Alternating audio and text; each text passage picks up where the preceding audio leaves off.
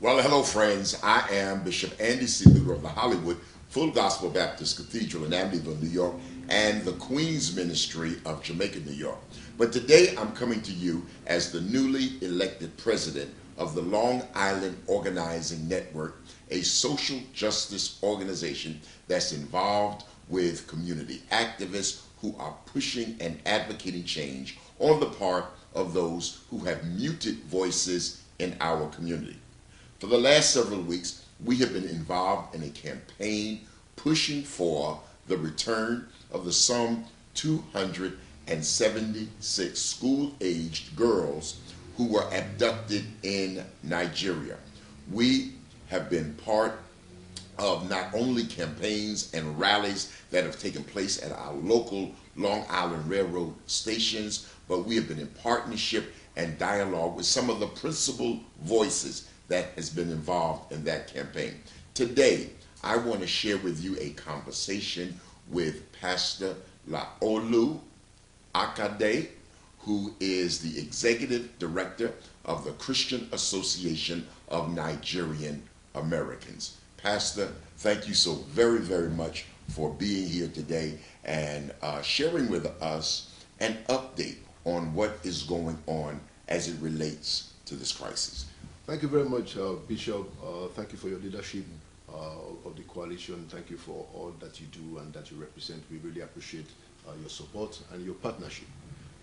What has happened so far is that about 6 weeks ago, exactly on April 14, the 9th of April 14th, a terrorist group by the name of Boko Haram attacked a Nigerian school, secondary school, where the students were all female students, in a largely Christian town of Chibok in northeastern Nigeria, and took away almost 300 school girls, abducted them, kidnapped them, and they are now asking for some kind of swap with the Nigerian government before they could release the girls. They have also threatened that they could marry all the girls for $12 each, and there are also fears that they could become sex slaves.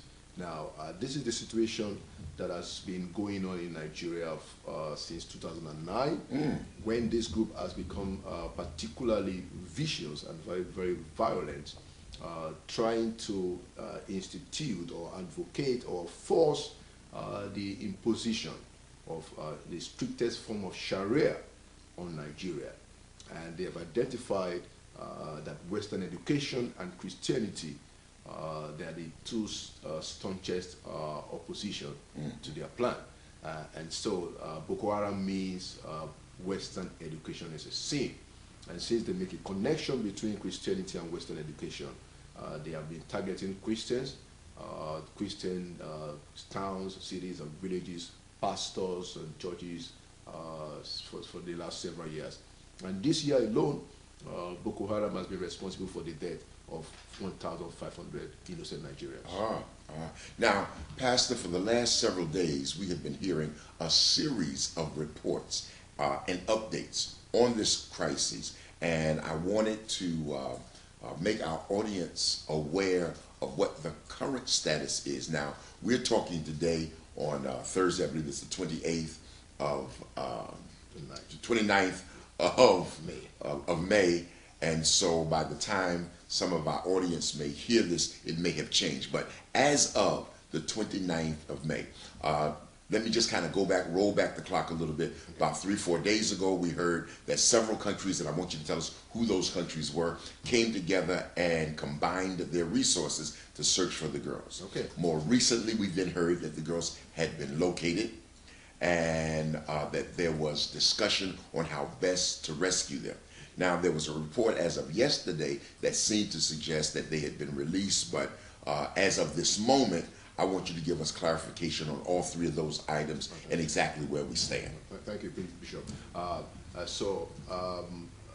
think about less than 2 weeks ago, 4 African countries that share the same border, Nigeria, Cameroon, Chad, and Niger, all the three French-speaking countries in West Africa, Nigeria, English-speaking country, came together and decided to secure the border.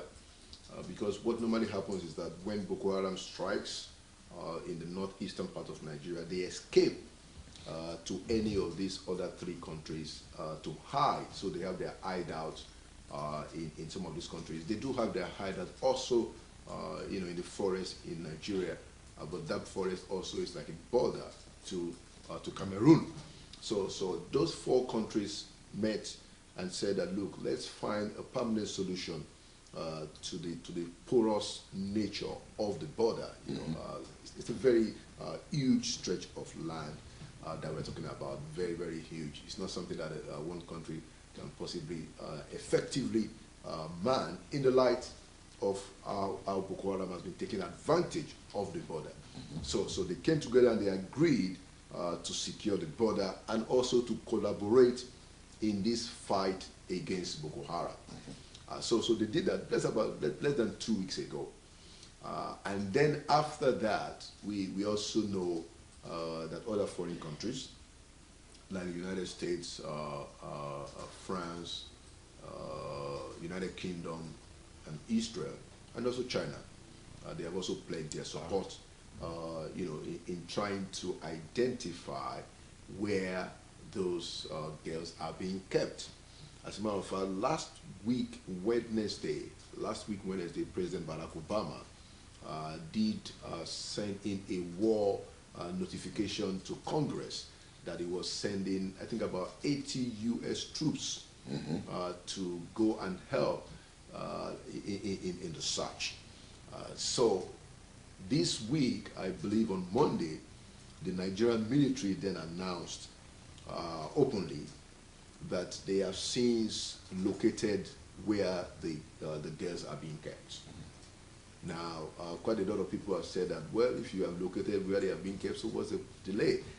And the military said that, well, they don't want to storm that location by force because they don't want to jeopardize the safety of the girls. Right. So, but there hasn't been any release since then. What had happened yesterday was we got news again that about 4 of those girls have since escaped. That was the news yesterday. But we are still waiting for their eventual release. And we believe that, because with God all things are possible. Okay. And then let's talk a bit about you for just a few minutes, Pastor. The name of your church, where it's located, your history and your profile here in America, and in terms of being a Christian pastor. All right. Thank you, sir.